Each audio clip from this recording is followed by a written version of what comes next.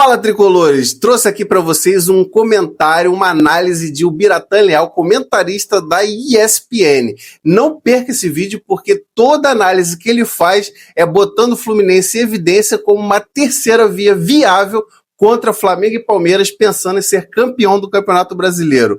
Fica nesse vídeo e acompanhe tudo que ele trouxe para você. Desde que terminou a temporada passada e se começaram a dar os primeiros passos da atual temporada do Campeonato Brasileiro, Palmeiras e Flamengo são apontados como os principais candidatos à maioria dos títulos. A Libertadores, Brasileiro, Copa do Brasil. Claro que Libertadores e Copa do Brasil tem a questão da imprevisibilidade do mata-mata, tudo, mas Palmeiras e Flamengo são apontados de antemão como favoritos. E como terceira via, terceira força, o nome que aparecia muito era o do Cruzeiro. Um nome justificável. O Cruzeiro já mostrou na temporada passada muita força no Campeonato Brasileiro, brigando ali, correndo por fora, né, mas escoltando bem Flamengo e Palmeiras até as últimas rodadas, e chegando até a semifinal da Copa do Brasil, e com um time que receberia, como recebeu, muitos investimentos para a atual temporada, por exemplo, a contratação do Gerson. Então um time que se reforçou bastante para um time que já deu ótimos sinais no ano passado, e perdeu seu técnico, contratou o Tite. Já fiz um vídeo aqui no YouTube da ESPN comentando essa contratação do Tite, porque eu achei que não foi uma grande contratação em relação ao jeito que jogava o Leonardo Jardim, o jeito que joga o Tite. O Cruzeiro poderia ter, como está tendo, até uma oscilação, mas o Cruzeiro era visto como a terceira força.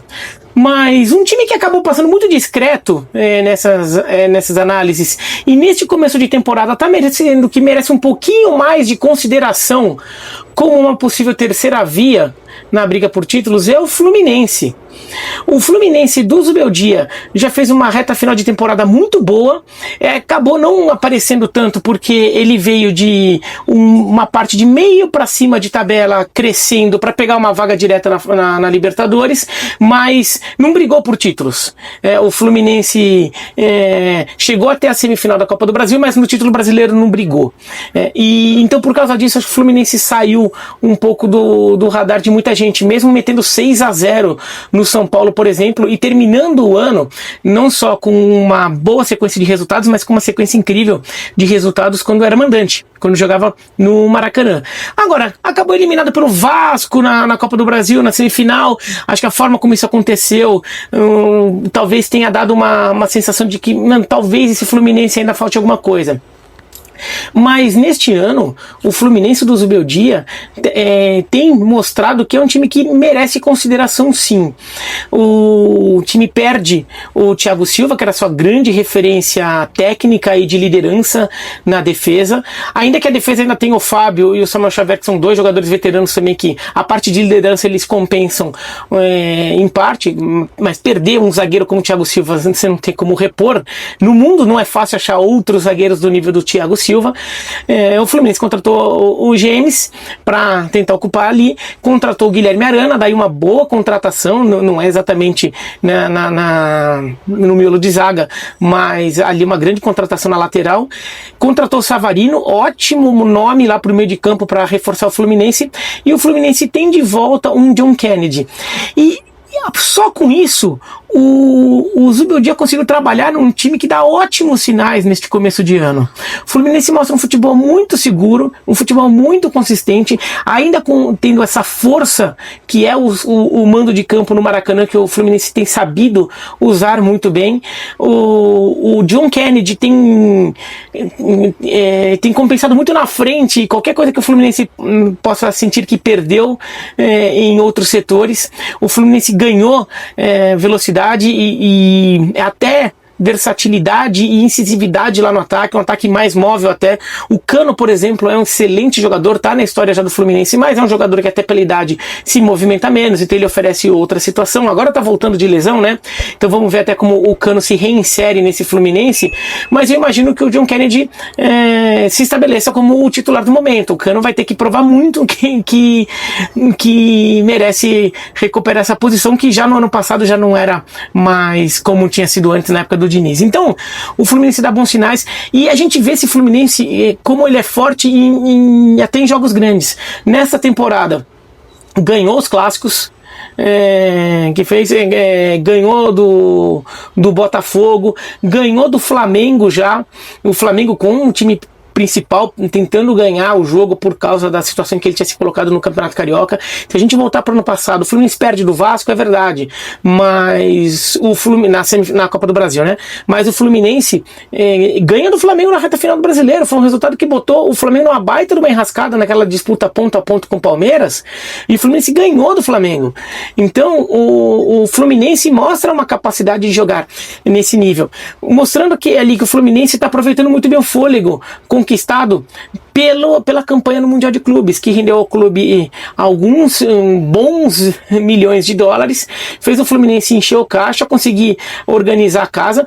Eu até acho que o Fluminense gasta mal dinheiro nesse aspecto, dá uma empolgada e gasta mal dinheiro com o Savarino, não, com o Soteldo, com uma contratação que o Fluminense não precisava ter feito, acho que não fazia sentido até pelos valores que ficou acertado, mas de qualquer maneira o Fluminense se colocou numa situação mais confortável para fazer esses investimentos. E o Fluminense, no caso do Soteldo, se empolgou, mas no geral não se empolgou tanto não, tá fazendo um planejamento, contratou Arana, contratou Savarino, contratações pontuais, não foi atrás de uma super estrela mundial para a zaga para substituir o Thiago Silva. Então o Fluminense está fazendo um trabalho paulatino. Pensando em Campeonato Brasileiro, talvez não seja suficiente para brigar com o elenco que Flamengo e Palmeiras têm em 38 rodadas.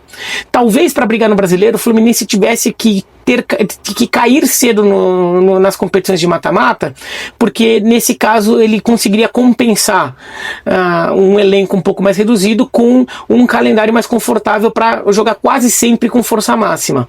Agora, pensando nas competições de mata-mata, acho que o Fluminense tem como ficar lidando com as duas, com os mata-matas, com a Libertadores e Copa do Brasil, ele lidando com o Brasileiro, e à medida que ele sentir que uma delas está despontando bem, de repente investir, porque esse Fluminense no mata-mata eu acho que um time que tem muita capacidade de brigar sim. No Brasileiro tem até a capacidade, mas joga muito no limite, então é mais arriscado. Eu ainda vejo o Palmeiras e Flamengo, por questão de elenco, degrau acima.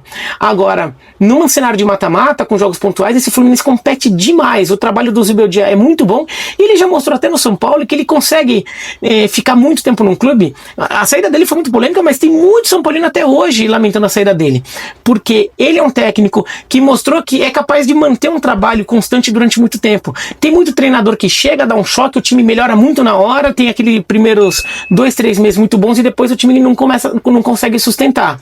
O Zubeldia mostrou no São Paulo, na LDU, que ele é capaz de fazer trabalhos mais longos ali, durar um ano e meio, pelo menos que um ano e meio, pensando num trabalho do Fluminense até o final dessa temporada, daria um ano e meio, em relação ao que ele chegou. Então, ele mostrou ser um técnico que consegue manter o time competindo por muito tempo, não é um técnico de fogo de palha. Então vale muito ficar de olho nesse Fluminense, que dá ótimos sinais, e um trabalho da diretoria do Fluminense que, em relação ao mercado, tem sido muito inteligente. Apesar daquela ressalva do Soteldo do ano passado, acho que é um clube que tá dando os passos certos para brigar. Não tá querendo ir no pau a pau com Flamengo e Palmeiras, tratando um super time, porque não vai conseguir fazer isso em longo prazo neste momento.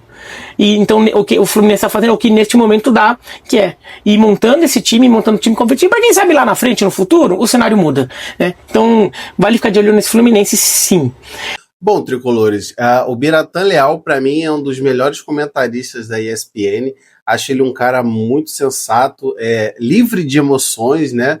Pensando naqueles comentaristas mais caricatos, né? Que puxam mais a sardinha ou para times paulistas, ou para times cariocas, ou para seus próprios times.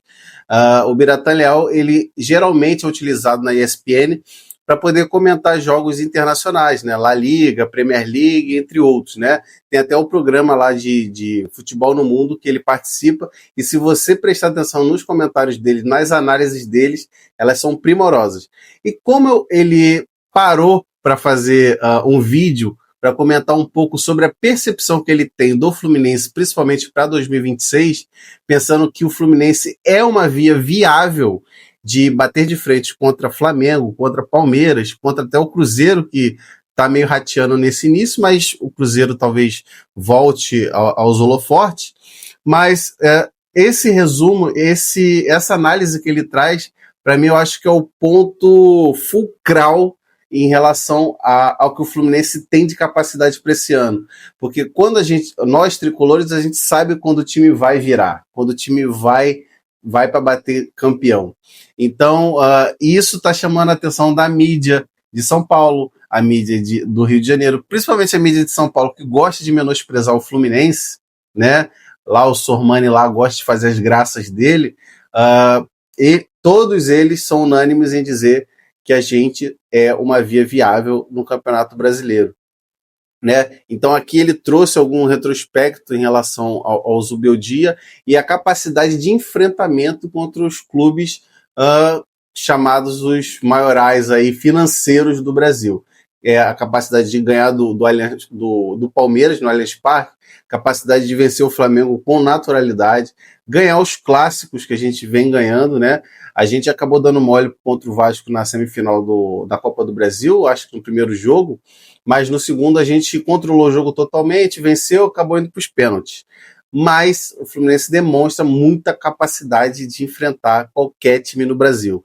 Então, a gente tem que aproveitar esse hype e a diretoria dá para o Zubeldia aquilo que ele realmente precisa para poder ser campeão. Porque o time está quase pronto, falta só algumas peças serem encaixadas ali para a gente conseguir o tão sonhado título da Libertadores. Acredito que o brasileiro, eu vou na mesma linha do Biratã. Para o Fluminense projetar ser campeão no Campeonato Brasileiro, ele vai precisar se dedicar ao campeonato. Talvez o campeonato, por ser mais longo, dê ao Fluminense algumas semanas para se preparar e não deixar ele de lado, igual a gente vinha deixando por causa de Copas. Calendário apertado, um jogo atrás do outro, tudo mais. Talvez esse calendário mais alongado pode fazer com que o Fluminense consiga, né, dar minutagem ou trazer outros jogadores sem que a gente perca qualidade no Campeonato Brasileiro e também a gente se mantenha competitivo nas Copas, né, que são campeonatos que dão muito dinheiro, né, e te classifica para campeonatos de taças no ano seguinte, né, campeonatos continentais, entre outros. Então fica aqui um abraço para vocês. Se você gostou desse vídeo, comenta aqui se você conhecia o Biratã Leal e se você gostou da análise dele, e aproveita para se inscrever no nosso canal, vai lá, ativa o sininho, dá uma moral pra gente aqui, porque estamos trazendo uns vídeos aqui bem legais para vocês e sempre com foco no Flusão.